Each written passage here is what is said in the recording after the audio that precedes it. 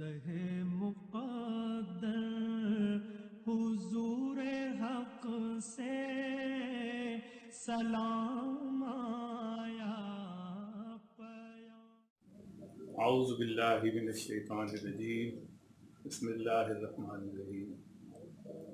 آج کا ہمارا موضوع ہے کہ حضرت موسیٰ علیہ السلام اور حضرت ابراہیم علیہ السلام کس طرح وقت کے ان بادشاہوں کے دربار میں جو خدائی کے دعوے دار تھے، ان کے دربار میں کس طرح جو ہے اپنا مقدمہ پیش کیا، کس طرح اپنے دلائل دیے۔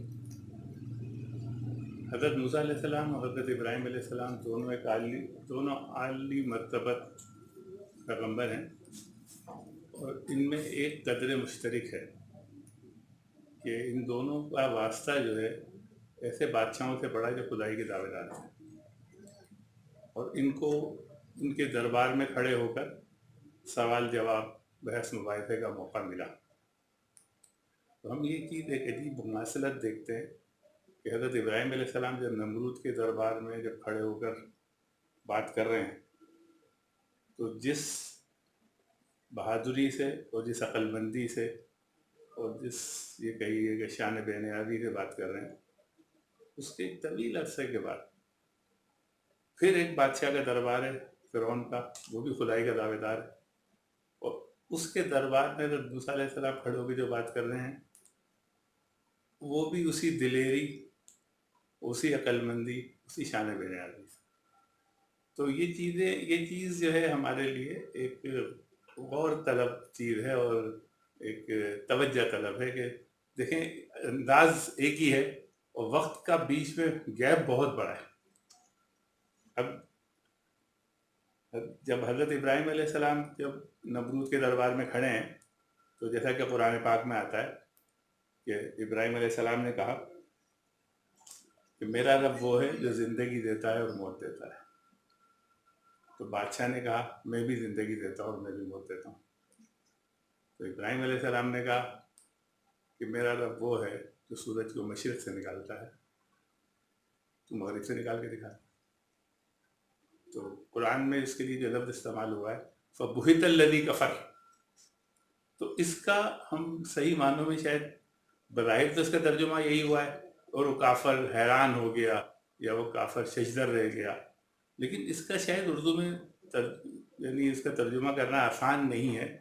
اس یہ فَبُہِتَ الَّذِي كَفَرَ، اس میں جو لہجہ ظاہر ہے وہ تو مکالمہ ہو رہا ہے۔ اس میں غور کی بات یہ ہے کہ وہ جب کہا کہ میرا رب وہ ہے جو سورج کو مشرق سے نکالتا ہے تو مغرب سے نکال کے دکھا، تو یہ حضرت ابراہیم علیہ السلام کہہ رہے ہیں، لیکن وہ فَبُہِتَ الَّذِي كَفَرَ جو کہہ رہا ہے اللہ کہہ رہا ہے کہ وہ کافر حیران رہ گیا۔ تو یعنی ان کی جو گفتگو کے اندر جو دلیری، جو عقل مندی سے بات کرنا، جو چیز اب یہ چیز کہاں دوبارہ نظر آ رہی ہے کہ اب فرعون کے دربار میں جو ایک طویل عرصے کے بعد حضرت موسیٰ علیہ السلام کھڑے،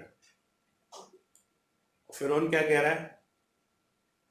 کون ہے تمہارا رب ہے موسیٰ؟ یعنی موسیٰ تمہارا رب کون ہے؟ موسیٰ علیہ السلام جواب دے رہے ہیں کہ ہمارا رب وہ ہے جس نے ہر چیز کو ساخت عطا فرمائی اور اس کو راستہ دکھایا۔ یعنی بہترین جواب، یعنی غور کیجئے اس پہ کہ یہ اپنی طرف سے جواب دے رہے ہیں کہ رب کو انہوں نے کس طرح پہچانا، وہ جواب دے رہے ہیں۔ اب فرعون نے کہا کہ پہلی قوموں کے ساتھ کیا معاملہ ہوگا؟ تو موسیٰ علیہ السلام جواب دے رہے ہیں کہ اس کا علم میرے رب کے پاس ایک کتاب میں درج ہے، میرا رب نہ چوکتا ہے نہ بھولتا ہے۔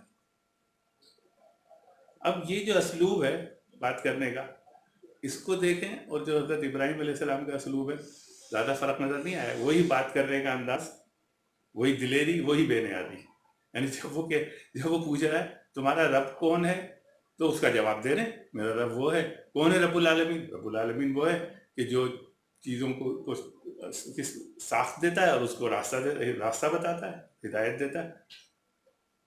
اور اب جب اگلا سوال پوچھا غیر متعلق، وہ پچھلی قوموں کا کیا ہوا، بولا میرا اس سے کیا لینا دینا، وہ اللہ جانے، اس کا علم میرے رب کے پاس ہے، نہ وہ بھولتا ہے نہ چوکتا ہے۔ تو یہ ہمیں وہ ملتا ہے کہ ہم اکثر محسوس کرتے ہیں کہ اگر کبھی ہم بات کرتے ہیں یا ہم لوگوں کو بات کرتے ہوئے دیکھتے ہیں تو وہ ان سوالوں کے بھی جواب دینے کی کوشش کرتے ہیں جن کے انہیں جواب دینے کی ضرورت نہیں ہے، جو آپ کا آپ کا بنتا نہیں ہے حساب جواب دینے کا، وہ آپ چھوڑ دیں، آپ صرف وہی بات کریں وہیں تک. یعنی یہاں پر جو ہے کہ اگر میں سمجھتا ہوں کہ کوئی ہم جیسا کوئی شخص ہوتا تو وہ اس کا بھی جواب دینے کی کوشش کرتا کہ وہ پچھلی قوم ہو گیا ہوا تو اس کا بھی کوئی نہ کوئی بتاتا کہ وہ جہنم میں ہوں گے، تو بولے بھائی میرا مسئلہ ہی نہیں ہے، میرا کام ہی نہیں ہے، جو میرا کام اتنا کام وہ علم میرے اللہ کے پاس ہے، ہو جانے. تو یہ ان دونوں مقامات قرآن میں دونوں مقامات موجود ہیں. ان دونوں مقامات کو جو ہے اس میں ان دونوں شخصیات کی وہ نظر آتی ہے اولو العزمی، اور بات کرنے کا یعنی ان سے ہمیں وہ ڈیبیٹ کا انداز، بات کرنے کا انداز، عقل سے بات کرنی ہے، سمجھ سے بات کرنی ہے اور دلیری سے بات کرنی ہے. یعنی اتنے بڑے یعنی خدائی کے دعوے دار بادشاہوں کے آگے اس طرح کے لوگوں کے آگے بات کرنے کا کیا طریقہ کار ہے، وہ اس میں یہ ہمیں یہ دو شخصیتیں ہمیں بتا رہی ہیں. صدق اللہ العظیم.